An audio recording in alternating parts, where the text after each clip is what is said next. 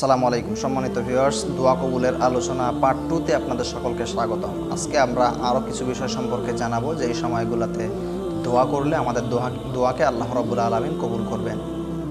শুক্রবারের দিন এমন একটি সময় আছে, এই সময়গুলো দোয়া করলে আমাদের দোয়াকে আল্লাহ রাব্বুল আলামিন সাথে সাথে কবুল করবেন। মুহাদ্দিসগণ বিভিন্ন সময়কে ভাগ করেছেন, তার মধ্যে একটি সময় এসেছে যখন জুমার খুতবা দেওয়ার সময় ইমাম সাহেব দাঁড়িয়ে যান, ঠিক সেই সময় যদি আপনি আমি দোয়া করি খুতবা চলাকালীন সময়, তাহলে আমাদের দোয়াকে আল্লাহ রাব্বুল আলামিন কবুল করবেন ইনশাআল্লাহ। এবং অন্যান্য মত এসেছে এবং সবথেকে বেশি প্রসিদ্ধ যে মতটি সেটি হচ্ছে আসরের নামাজের পর থেকে নিয়ে সূর্য অস্ত পর্যন্ত এই সময়টি যদি আপনি আমি ওযু করে এসে খাস দিলি আল্লাহ রাব্বুল আলামিনের কাছে দোয়া করি, তাহলে আমাদের দোয়াকে আল্লাহ রাব্বুল আলামিন কবুল করবেন ইনশাআল্লাহ। এই সময়টি অত্যন্ত গুরুত্বপূর্ণ এবং তাৎপর্যময়। আমরা সকলেই চেষ্টা করব এই সময়টিতে আল্লাহ তাআলার কাছে আমাদের চাওয়াগুলোকে চাওয়ার জন্য। এবং জমজম কূপের পানি যখন পান করা হয়, এই পানি সাধারণত দাঁড়িয়ে পান করা হয়, এই পানি পানের পূর্বে যদি দোয়া করা হয় তাহলে সেই দোয়াকেও আল্লাহ রাব্বুল আলামিন কবুল করে নেন। এছাড়াও রমজান মাসে দোয়া করলে দোয়া কবুল হয়, কারণ সেই সময় মানুষ রোজাদার থাকে এবং রোজাদারের দোয়াকে আল্লাহ রাব্বুল আলামিন সাথে সাথে কবুল আর মঞ্জুর করে নেন। এবং কদরের রজনীতেও আল্লাহ রাব্বুল আলামিন বান্দার দোয়াকে কবুল আর মঞ্জুর করে থাকেন। আল্লাহ রাব্বুল আলামিন কদরের রজনীতে কুরআনুল কারীমের সূরা কদর নামে একটি সূরা নাজিল করে দিয়েছেন, এবং এই কদরের রজনীতে আল্লাহ রাব্বুল আলামিন প্রথম আসমানে চলে আসেন, এসে বান্দাদেরকে বলতে থাকেন, তোমরা চাও আমার কাছে, কার কি লাগবে চাও। আল্লাহ রাব্বুল আলামিন কদরের রজনীতে যদি কোনো বান্দা চায় আল্লাহ রাব্বুল আলামিন তাহলে তার দোয়াকে কবুল করে নেন। এছাড়াও কাবা শরীফের ভেতর যদি কোনো আল্লাহ রাব্বুল আলামিনের বান্দা, সৌভাগ্যবান বান্দা প্রবেশ করতে পারেন, তাহলে কাবা শরীফের ভেতরে প্রবেশ করে যেই দোয়া করবে আল্লাহ রাব্বুল আলামিন সেই দোয়াকে সঙ্গে সঙ্গে কবুল করে নেবেন।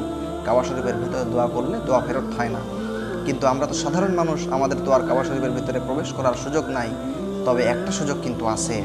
বিশ্বনবী যখন কাবা পুনর্সংস্কার করেন, সেই সময় টাকার অভাবে ওই কাবাটাকে পরিপূর্ণ করতে পারেননি, যার কারণে একটা অংশ, ছোট্ট একটা অংশকে বিশ্বনবীর আমলে বাদ দিয়ে বাকি অংশ কাবা শরীফ গড়ে তোলা হয়।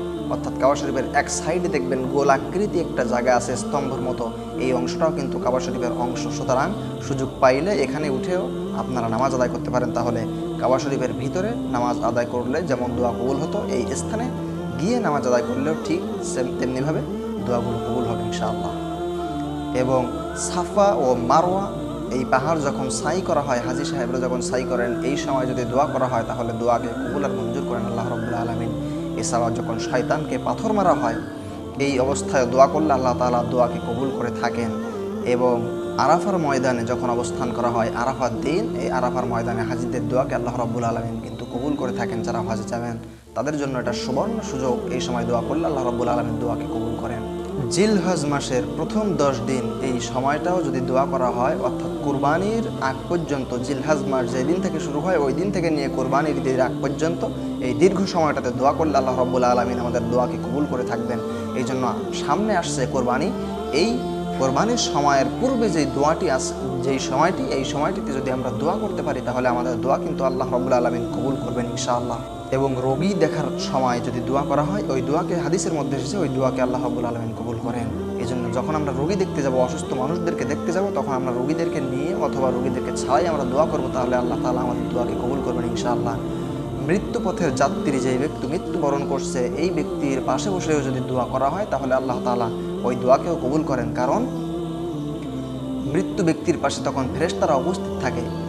ফেরেশতারা সবসময় আমিন আমিন বলতে থাকে, যে যা বলে ফেরেশতারা তার উপরেই বলে আমিন। যদি কেউ বলে ভালো কথা বলে তাহলে সেটাও বলে আমিন, যদি খারাপ কথা বলে সেটাও তারা বলে আমিন। এই জন্য এই সময় যদি দোয়া করা হয় তাহলে আমাদের দোয়াকে আল্লাহ তাআলা কবুল করবেন ইনশাআল্লাহ।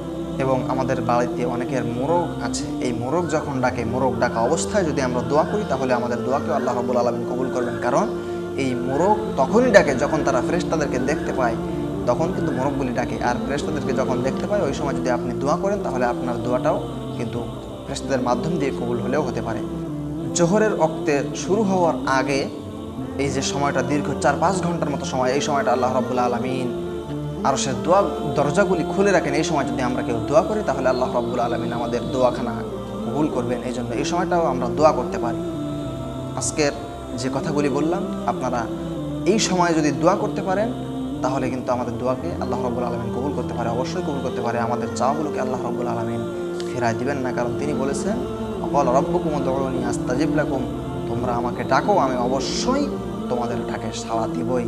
এটা আল্লাহ রাব্বুল আলামিনের কথা। এবং হাদিসের মধ্যে আল্লাহ তাআলা বলছেন, কোনো বান্দা আমার কাছে কিছু চাইলে আমি আল্লাহ লজ্জাবোধ করি এই বান্দার খালি হাতে ফেরাই দিতে। সুতরাং অধৈর্য না হয়ে বেশি বেশি করে আল্লাহ রাব্বুল আলামিনের কাছে চাইতে হবে। যদি চাওয়া যায়, আমাদের আশাকে আল্লাহ তাআলা অবশ্যই পূরণ করবেন, আমাদের দোয়াকে আল্লাহ তাআলা অবশ্যই কবুল করবেন ইনশাআল্লাহ।